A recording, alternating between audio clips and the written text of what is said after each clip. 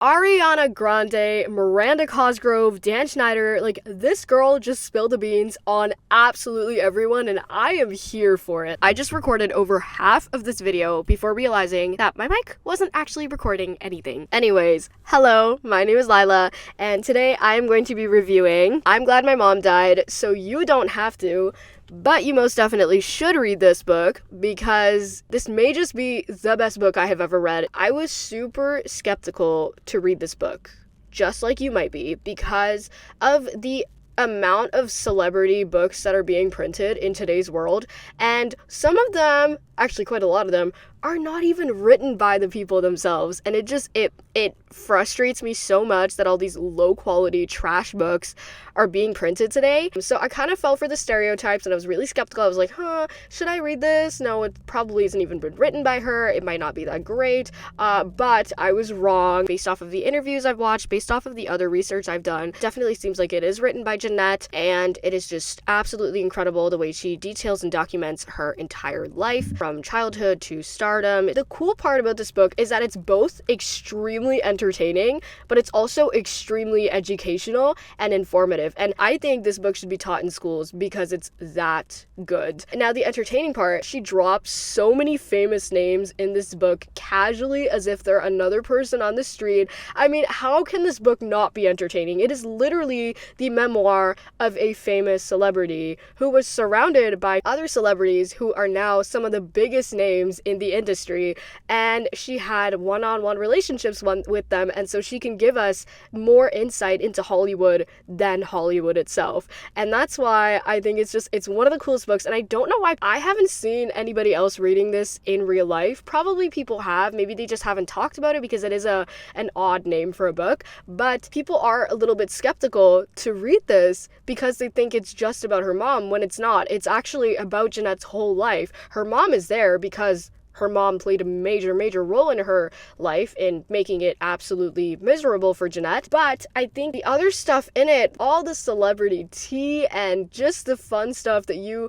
would be Googling otherwise on the internet, she puts it in her book, and it's just hilarious. Like, I was laughing, crying, screaming reading this. So I'm going to start off by talking about the title because it is a very, very interesting title as coined by my dentist. My dentist saw me reading this book in the dentist's office, comes up to me and she's like, that's a very, very interesting book. My teacher also did a double take when she saw me reading this. Any person I've ever met has either started laughing or has absolutely been horrified by the title. And first of all, I find it so funny that there are two types of people, like those two distinct reactions that you'll usually get. I mean, I think there might be like a third person in there who just does not care. But for the most part, like, people have either really loved it or have been really, really skeptical about it and have not liked the title at all. I think this book is for people who have a more open mind generally. The way she defends her book, her story is absolutely valid, and I think that even people who have great relationships with their mom will be able to appreciate this book, like, because it's just she defends her story really, really well. I 100% think that this book is way, way, way more deserving of the recognition, of the fame, of everything. The way that it's so well written, I think that it deserves way more fame than It Ends With Us and those types of books that are so popularized by Book Talk. I really hope this book gets on Book Talk. I don't know if it is because I haven't been on Book Talk, but I really, really hope so. I look like a raccoon the way that the sun is pointed. Oh, there's a car pulling up right next to me. How fun. Oh, thankfully they left. Thank God. So first of all, I want to go over the title and the cover. I'll put it in the sun. Her outfit is absolutely stunning. She's holding a pink urn and she's smiling. And I just think that this is one of the most amazing book covers I've ever come across. Like, it's so stunning. And then the title. Oh man, the title. I Am Glad My Mom Died.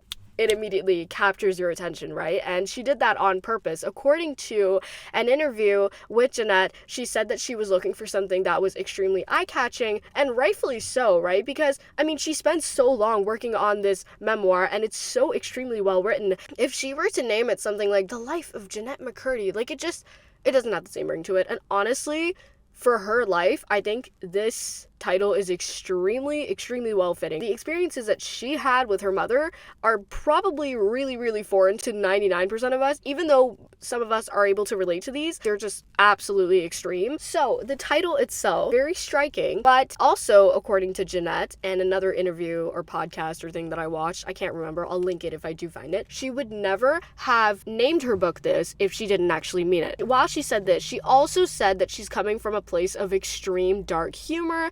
The book is supposed to resonate with anybody who has experienced parental abuse and abuse in general in their lives, because she talks about various forms of abuse, right? Because unfortunately for Jennette, it didn't just end with her mother, it was also the acting industry as a whole, which we've already heard so much about in the media. Somebody called this an important cultural document. That's what it says from somebody who reviewed the book. And I think it's so true. This is an actual important historical document, if you may. We need more of this. And she is so brave for coming out with her story. I'm going to reveal something else that I learned about her in this book later on in this book, but it's just wild. Like how many people wanted her to keep her mouth shut about her experiences and what people were willing to do to ensure that this never got out. So the fact that she talks about everything in this book and literally she spills all the beans is just incredible. So understand that while she does mean the title, and that's what she said, right? And it's not just clickbait, this is also coming from a place of dark humor.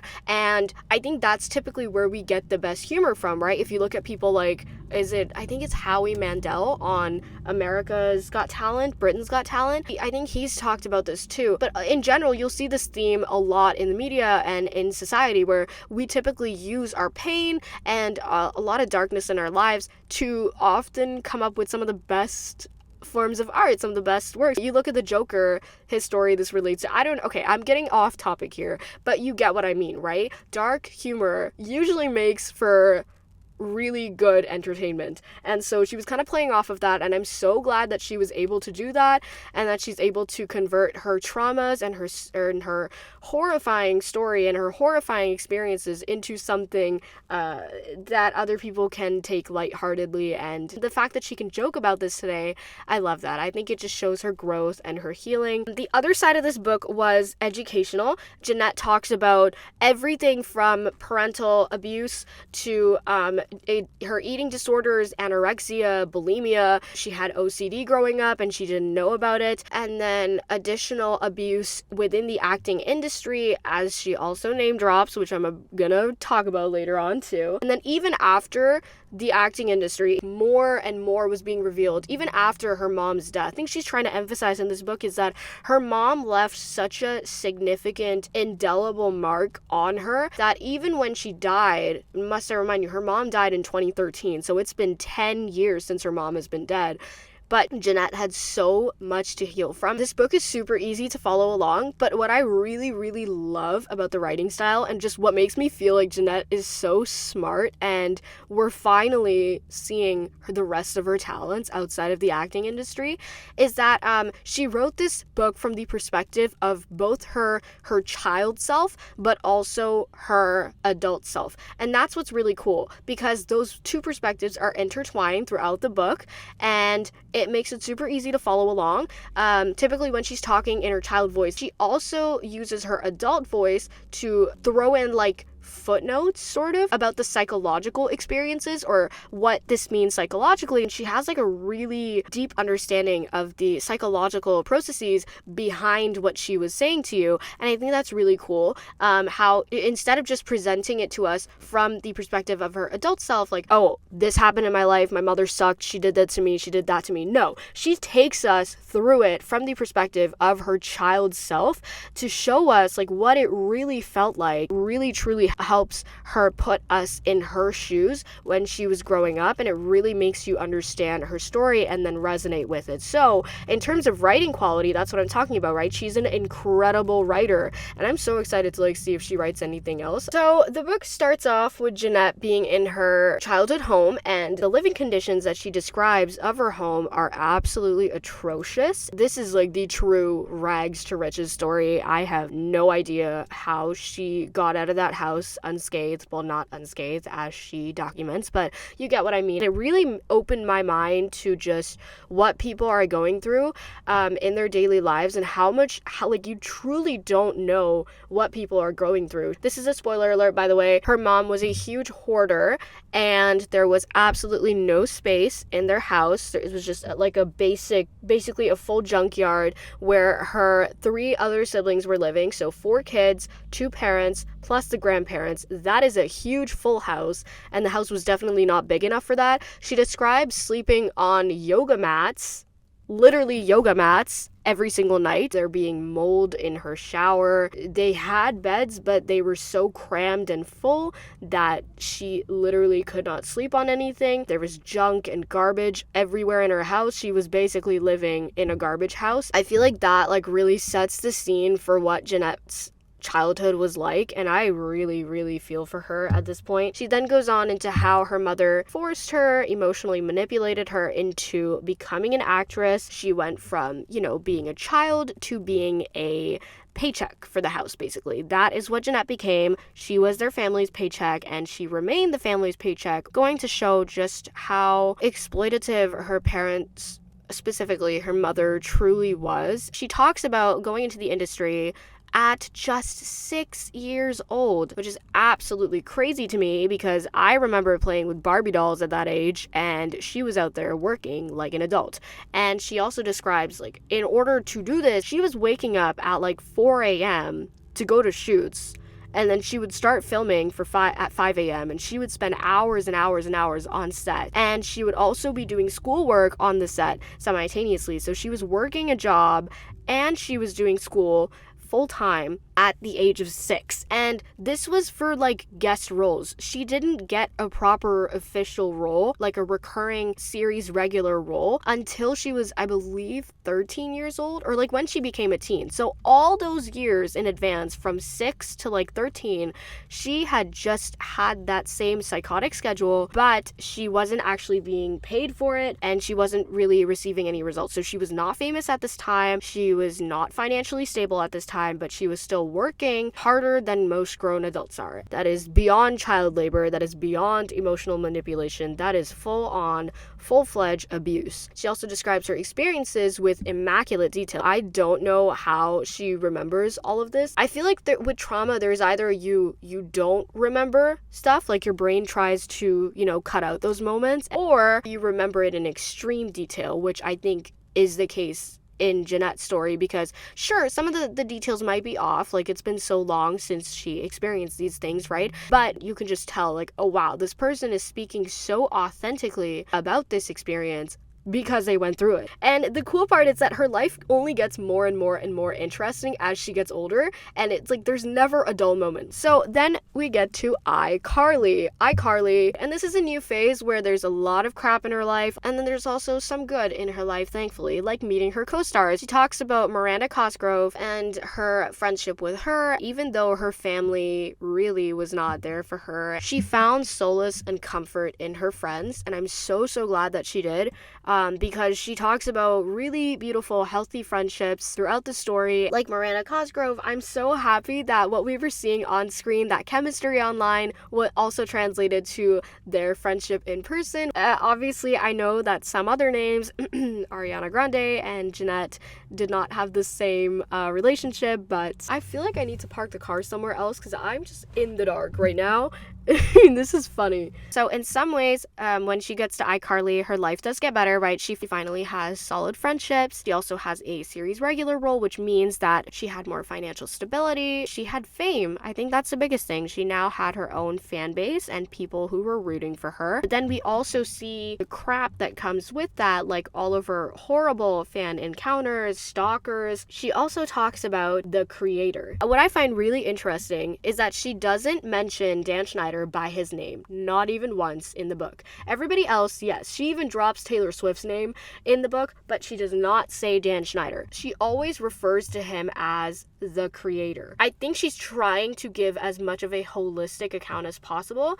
So she does highlight his good sides, but then she also highlights his extremely manipulative sides, which have also been confirmed by articles. And I don't know what happened to Dan Schneider. I didn't do my research on this, and I quite frankly don't care to do it. I don't want to know about him. But she does talk about him getting canceled, essentially. He wasn't allowed to go near his staff. Like, he literally had to isolate himself in a room in order to finish the show, and she described it as his lair. It's so funny how she talks about it. Like, when she talked about him sitting in his lair, it just immediately reminded me of, like, Vector and Gru, and I am so totally getting off topic here, but it's just, her descriptions are really vivid and really funny. She exposes him for who he truly was. She also reveals her experience working with Ariana Grande. The sheer honesty with which she speaks, she so casually talks about her feelings of jealousy, and she doesn't hold back at all, right? I mean, these are uncomfortable topics. Like, telling the world that you were jealous of your co-star, I think that takes guts. And in another interview, she said that the reason she included that in her book is because she finds it really hilarious that in that phase of her life, when she was like 21 something, I think, she was obviously going to be most susceptible to jealousy. She talks about how Ariana grew up in an extremely wealthy, privileged town, whereas Jennette grew up in garbage house, and the stark contrast behind that, I agree with her, is really funny. It does create a really funny image in your head. And she also clarified some loose threads that everybody decided to, I remember that time when she was getting framed where they said that it was because of Jennette McCurdy that Sam and Kat got canceled, so she does defend herself on that, and she offers a valid explanation for what really happened and the reason why the show really got canceled. In the end, in her acknowledgments, she talks about a girl named Ari. She acknowledges her. So I don't know if she's talking about this Ariana Grande or not, because in the beginning of the book, she talks about her jealousy towards her, and she laughs about it. But then at the end, she acknowledges somebody named Ari. She calls her best friend. And I don't know, again, if that's actually Ariana Grande, but if it is, and if they have like an off-screen relationship, that would be really, really cool, because her friendship with Miranda Cosgrove is just so refreshing, and I love seeing that, and I would totally want that for them. But if they're not friends in real life, like, they don't have to be, and I feel like the world needs to stop prying into that. So now we're going to talk about why this book is actually so well written, because there's a reason for it. And the reason is Jennette McCurdy actually did not want to be an actor. She wanted to be a writer when she was growing up, and she was homeschooled. And also, there's something about homeschooled kids that is just, like, homeschooled kids are really smart for some reason. I don't know why.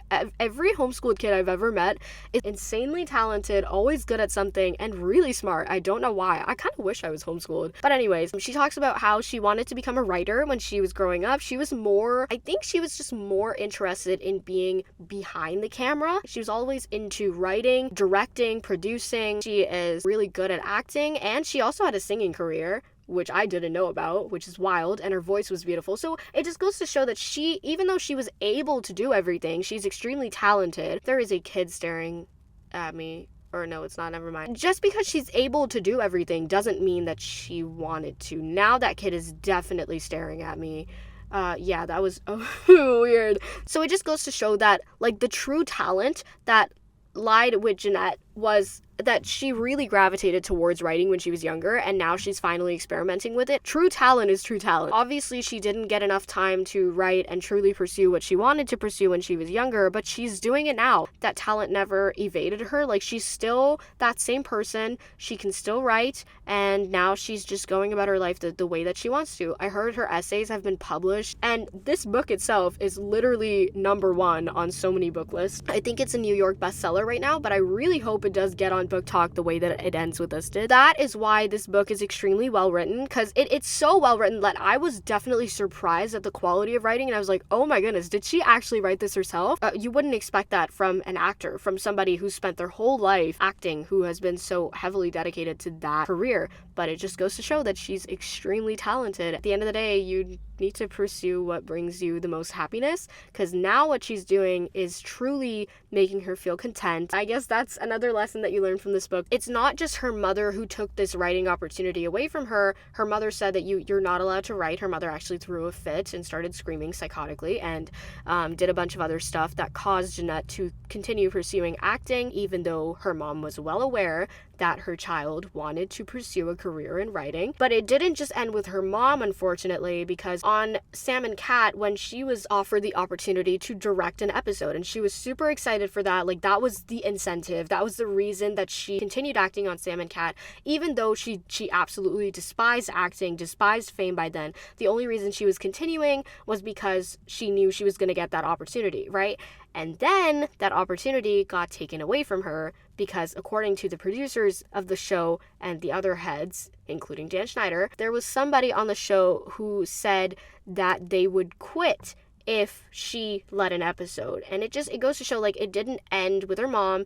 It continued on, and there were shitty people that she had to deal with, even on the sets of these shows, even after becoming such an acclaimed actress and gaining so much fame and being so talented. She still had to deal with all of these issues in her life. So overall, Jennette is a true inspiration. Not only is it extremely refreshing to get a very candid and authentic perspective from a Hollywood insider about the entire situation, like she's so open about it, she also managed to raise awareness. A huge theme in the book is eating disorders. She talks about her anorexia and her bulimia, as I mentioned. She describes it in full detail. She doesn't hold back, and some of the details are disgusting. Like, I mean, that's how bulimia is, and I'm gonna be honest with you, right?